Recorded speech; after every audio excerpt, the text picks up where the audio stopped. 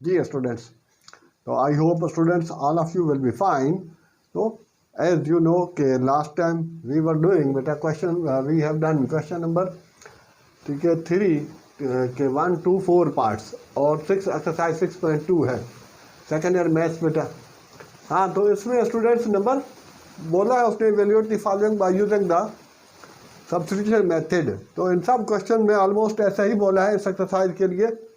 तो ये जो है सम टाइम्स बेटा ये बताते रहते हैं कि जहाँ कहीं शॉर्टकट वे आएगा तो वहाँ शॉर्टकट लगाना।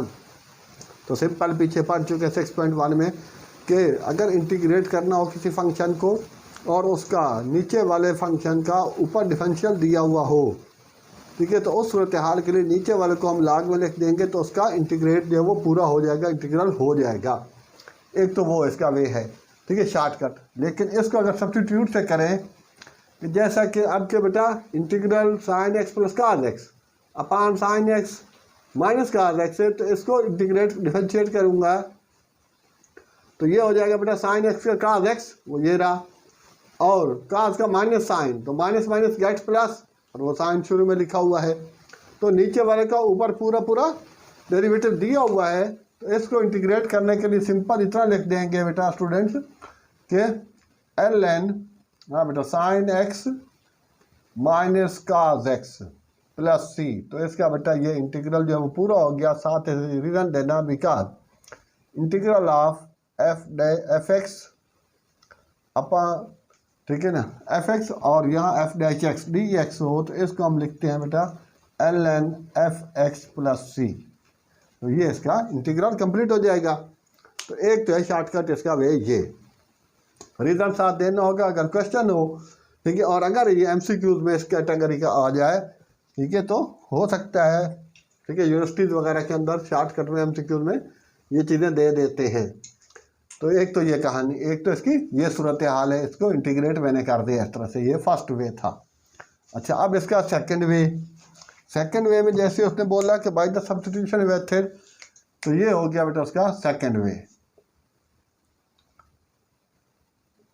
लेट, ये तो इंटीग्रल है साइन एक्स प्लस काज x over sine x minus cos x D x. अब इसमें बेटा हम लेट कर लेंगे, ठीक है, लेट पुट, या खाली लेट लिखते हैं तो अभी काफ़ी है। तो नीचे वाले को भी पुट करना है कि sine x minus cos x equal to z, ठीक है, ये देख के पुट करना है कि किसको हम जो इसको पुट कर रहे हैं, लेट कर रहे हैं, उसी को डिफरेंशिएट करें तो दूसरी चीज़ आ रही है। तो अब के बेटा जब लेट करते हैं तो यू नो हम डिफरेंशिएट करते हैं, तो ये इसका हो गया काज एक्स, और काज एक्स क्या होता है माइनस साइन एक्स, और सारे का डी एक्स एक साथ हो जाएगा, और ये डी जेड, और ये माइनस माइनस गेट प्लस, तो साइन एक्स डी एक्स, ठीक है। ऊपर बेटा प्लस तो आगे पीछे लिख सकते हैं, ए प्लस बी या बी प्लस ए, तो एक ही चीज़ है। देयरफॉर इंटीग्रल ये 1 अपान जेड और डी जेड, ठीक है, ये सारे का सारा बेटा डी जेड के इक्वल आ गया, और 1 अपान जेड होगा, जिस तरह 1 अपान एक्स है तो उसको इंटीग्रेट करेंगे तो एल एन एक्स आ जाएगा। अगर डी एक्स हो, अब डी जेड है तो एल एन जेड हो जाएगा प्लस सी। तो अब ये इंटीग्रेट हो गया, इंटीग्रल का साइन भी ख़त्म हो गया। तो अब के बेटा एल एन जेड की जगह जो आपने लेट किया था वो रख दें, sine x minus cos X plus C. तो ये बेटा इसका इंटीग्रल कंप्लीट हुआ, ये इसका फाइनल आंसर है।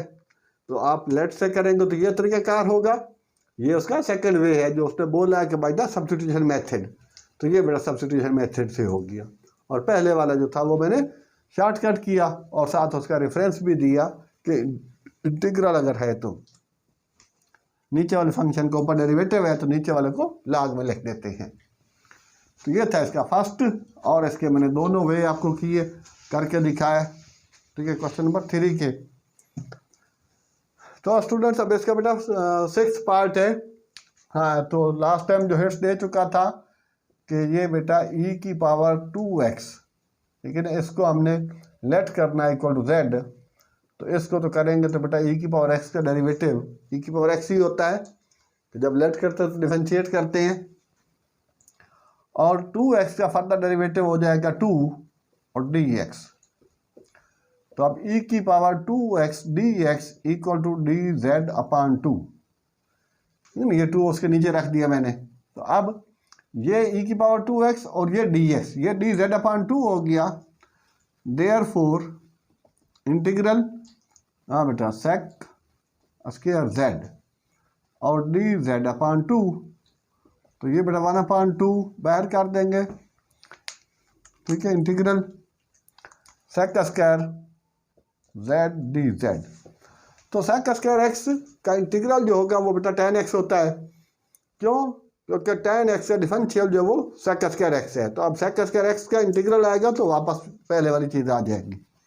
तो इक्वल टू 1/2, तो इसका इंटीग्रल करेंगे तो ये हो जाएगा बेटा tan z प्लस c। अब ये 1/2 और tan z की वैल्यू जो लेट की थी बेटा e की पावर 2x प्लस c, तो ये इसका इंटीग्रल हो जाएगा।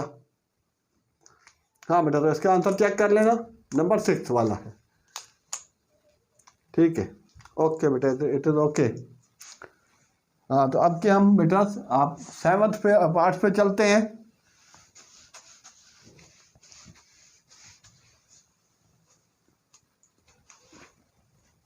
हाँ बेटा, 7th पार्ट है, उसमें इंटीग्रल, वो थोड़ा कोने पे लिखा है ताकि बार बार उसकी इंटीग्रल। हाँ बेटा, cosec 3x cot 3x over a plus b cosec 3x। हाँ बेटा, चेक करना साथ साथ क्वेश्चन जो लिखते हैं वो भी। हाँ, तो अब के स्टूडेंट्स ये अब आप ठीक है, मालूम है कि कोसेक को डिफरेंशिएट करें तो ऊपर वाली चीज़ आ सकती है, तो इस वजह से इस नीचे वाले को लेट करेंगे, लेट। तो इसको भी शॉर्टकट में भी लिख सकते हैं कि ऊपर वाले का डिफरेंशिएट में बना दूं तो भी काम हो सकता है। बहरहाल लेट कर लेते हैं। तो a plus b cosec 3x equal to z। ठीक है, शुरू से मैंने z ही लिया, आप जो चाहें u लें, t लें, p लें। 3x के साथ भी dx आएगा। हाँ सही है बेटा, एक ही dx होता है ऊपर नीचे। अच्छा, अब के ये हो गया। अब इसको डिफरेंशिएट करूंगा तो ये a कांस्टेंट है, उसका डेरिवेटिव 0 प्लस b साइड पे, और कोसेक का बेटा डबल होता है माइनस कोसेक 3x और कॉट 3x। क्योंकि कोसेक x का कोसेक x और कॉट x होता है, जिस तरह सेक x या सेक x tan x होता है डिफरेंशियल। और 3x का बेटा फर्दर 3 होगा और dx इक्वल टू dz।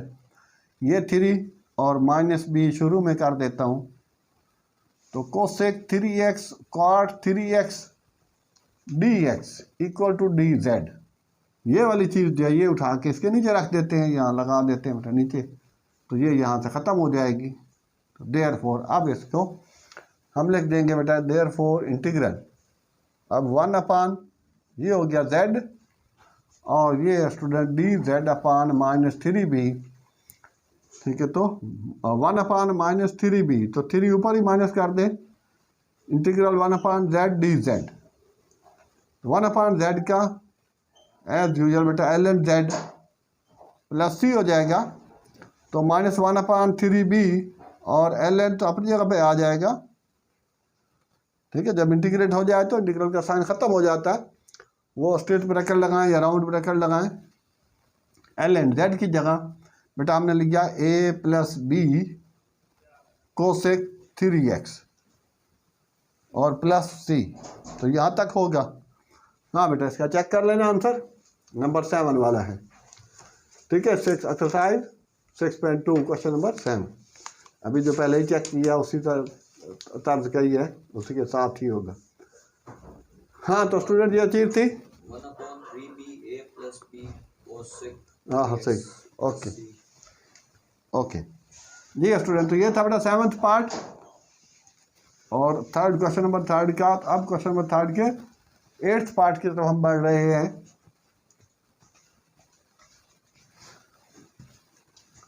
हाँ, तो इसमें उसने थोड़ी सी चीज़ जो है वो चेंज करके दी है। वो क्या चीज़ चेंज करके दी है कि वो यूँ लिखा है उसने बेटा नंबर 8 वाले पे कि dx, ठीक है ना, ये 1/sin, ठीक है, क्वेश्चन लिखा हुआ है 1/sin स्क्वायर होगा तो उसको बेटा कोसेक स्क्वायर लिख सकते हैं। तो ये इस वजह से कोसेक स्क्वायर x में ऊपर लिख रहा हूँ कि एक स्टेप बढ़ जाए। और कॉट एक्स प्लस 3। आपने क्वेश्चन लिखना, क्वेश्चन के दूसरे स्टेप पे ये लिखना है। डी एक्स तो ऊपर लिखा हुआ है, वहाँ लिखें या यहाँ साइड पे कर दें। तो मैंने ये वाला जो 1/sin स्क्वायर था क्वेश्चन में, 1/sin स्क्वायर कोसेक स्क्वायर होता है, तो ऊपर कर दिया। अब मैं नीचे वाले को लेट कर लूँगा तो इजीली बन जाएगा। ठीक है, cot x plus 3 equal to z. अच्छा, यही ऊपर पे जो अब डेरिवेटिव इसका बन रहा है, तो ये आ गया बेटा 2 कॉट क्या होता है बेटा minus cosec square, cosec square x और इसका 0 और ये d x equal to D z. तो ये हो जाएगा -2 cosec square x D x equal to D z. ठीक है, नेक्स्ट स्टेप में या इसी स्टेप में ये बेटा ये -2 इसके नीचे रख दें। अब ये ऊपर वाली चीज़ जो है ये कोसेक स्क्वायर डी एक्स, ये बेटा डी जेड अपान 2 हो गया। तो इसका नीचे वाले का पूरा डेरिवेटिव हो रहा है -2। अब इसी कंडीशन में अगर उसको बनाना चाहूँ, लेट ना करूँ, बाई सब्स्टिट्यूशन मेथड ना करूँ, तो बेटा मैं -2 से यहाँ उसको मल्टीप्लाई कर दूँ, यहाँ -1/2 से डिवाइड कर दूँ और नीचे वाले को आग में लिख दूँ, तो एक ही चीज़ आएगी। वो शॉर्टकट में भी हो सकता है। तो देयरफॉर इंटीग्रल, तो ये 1/z और ये आ गया बेटा डी जेड अपान -2। तो 1/-2 buyer 1/z integral 1/z D z, तो -1/2 और ये हो जाएगा बेटा इंटीग्रेट कर देंगे तो 1/z तो ln z प्लस c। हाँ बेटा -1/2, इसका भी आंसर चेक कर लें। ln z की जगह बेटा ये जो लेट किया था वो लिखना होगा 2 cot x plus 3 plus c। ठीक है, स्ट्रेट थ्रू ब्रैकेट या राउंड ब्रैकेट एक ही बात है। -1/2 ln 2 cot x प्लस 3। ठीक है स्टूडेंट, तो ये बेटा लेट करने से है। वैसे बेटा जो इसका डेरिवेटिव आ रहा है -2 है। ठीक है, -2 cosec square x D X आ रहा है, तो ऊपर है खाली कोसेक स्क्वायर, -2 से यहाँ मल्टीप्लाई कर दें, यहाँ 1/-2 और नीचे वाले के ऊपर डिफरेंशियल हो जाएगा, नीचे वाले को लॉग में लिख दें। तो वो दूसरा शॉर्टकट वे भी है इसका। तो ये था बेटा क्वेश्चन नंबर 8। हाँ, एक इसका ले बेटा। अब ये थोड़ा सा क्वेश्चन उससे पहले से हट के दिया है उसने। ठीक है, पिछली बुक में ऐसा नहीं था। खैर, नंबर 9 वाला तो इसी टाइप का एक टेढ़ा सा क्वेश्चन ऊपर है, मैंने उसको स्किप किया था, क्वेश्चन नंबर 2 का, आई थिंक 7th पार्ट। तो वो अभी मुझे याद आ रहा था, लेकिन वो टाइम काफ़ी इस पर लग जाएगा, उसमें वो थोड़ा लेंथी है, इस वजह से वो नेक्स्ट वीडियो में नेक्स्ट लेक्चर में 3 sin x plus 4 cos x, क्योंकि ये भी थोड़ा सा लेंथी है। हाँ, ऐसे वाले क्वेश्चन में बेटा इसका बाकी तो हल है, सिर्फ इसमें सेक से मल्टीप्लाई डिवाइड करेंगे, multiplying and dividing by sec x. तो ये हो जाएगा, स्टूडेंट ऊपर मल्टीप्लाई करूंगा तो बेटा वो सेक स्क्वायर एक्स हो जाएगा डी एक्स, और नीचे 3 sin x और sec x plus 4 cos x और सेक एक्स। ठीक है, चाहे तो एक दफ़ा ऐसे आप ब्रैकेट में लिख दें, उसके बाद अगले स्टेप में ये कहानी कर लें कि सेक एक्स बेटा यहाँ ऊपर मैंने मल्टीप्लाई किया और यहाँ डिवाइड करूँगा तो 3 sin x plus 4 cos x। ठीक है, डी एक्स ऊपर है, अब इसको मल्टीप्लाई कर दें sec square x D x, तो ये हो जाएगा बेटा 3 sin x और सेक एक्स जैसे पहले लिखा है, प्लस 4 cos x और dot sec x D x. ठीक है, और उसके बाद अगले स्टेप में बेटा ये हो जाएगा sec square x D x और यहाँ बेटा 3 sin x over cos x। ठीक है ना, सेक 1/cos होता है, प्लस 4 cos x और सेक का 1/cos, इस तरह 1/cos किया तो यहाँ से उड़ जाएगा। तो ये रह जाएगा हमारे पास integral sec square x D X over 3 और सेक अपान साइन अपान cos 10। ठीक है, इंटीग्रल ये लगा दिया, हाँ बेटा, प्लस 4 और ये डी एक्स यहाँ साइड पे लगा दें या ऊपर लगा दें, उसका नो इश्यू। हाँ मैं अब वो कंडीशन जाके बनी है कि नीचे वाले को लेट करूँगा तो ऊपर वाली चीज़ आ जाएगी। तो यहाँ साइड पे लेट, हाँ 3 tan x + 4 = z, ठीक है। लेट किया तो बेटा वहाँ पर फिर आपको पता डिफरेंशिएट करते हैं। तो 3 अपनी जगह पे tan का डिफरेंशियल sec² x होगा और इसका 0 और dx = dz। तो ये 0 लिखनी ज़रूरी नहीं है, सिंपल इतना लिख देंगे 3 dx। तो अब के स्टूडेंट्स वहाँ ऊपर हमारे पास खाली sec² है, तो आपको पता है तो इस वजह से ये चीज़ नीचे लगा दी जाती है, तो ये 3 उधर नीचे चला जाएगा, ठीक है। पहले भी 1-2 में हुआ है कि आई थिंक कि शायद कभी कभी उसमें ठीक है बोलते नहीं है। तो ये चीज़ है बेटा, क्योंकि ऊपर जो कुछ होता है वही यहाँ लिखा जाता है dx के साथ, बाकी जो कुछ होगा वो उधर dz के नीचे दे दिया जाता है। तो देयरफॉर इंटीग्रल, अब ये बेटा 1/z और यहाँ dz/3। तो 3 आपको पता है 3 हो 2 हो कांस्टेंट वैल्यू जो भी हो बाहर निकाल देते हैं। तो एट दी एंड ये आ गया बेटा 1/3 ln z + c = 1/3। अब ln, अब z की जगह बेटा लिखा था हमने 3 tan x + 4, ठीक है ना, + c, ये फाइनल आंसर आ जाएगा। हाँ बेटा चेक करना ज़रा, क्योंकि इसको तो अलग से करना पड़ा, दूसरे तो बंदा डायरेक्ट भी कर लेता है, कि ये थोड़ा सा क्वेश्चन टेढ़ा था। हाँ सही है, z नहीं आएगा तो z की ये वाली वैल्यू पुट करनी होती है एट दी एंड। अभी 1/z है तो ln z आएगा, 1/x है तो ln x आएगा।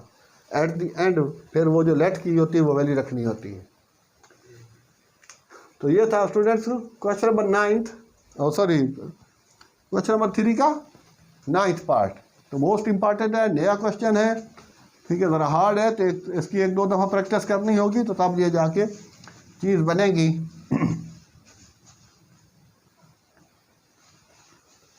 अच्छा अब के लास्ट वाला तो बेटा सो सिंपल है, तो आसान सा है, इसकी तो इतनी ज़रूरत ही नहीं है, ये लेट ना भी करे तो भी हो सकता है, ठीक है। नंबर 10 वाला इंटीग्रल cos 3x - 5 dx, लेकिन लेट कर लेता हूँ तो 3x - 5, ये हो जाएगा बेटा आपको z के इक्वल।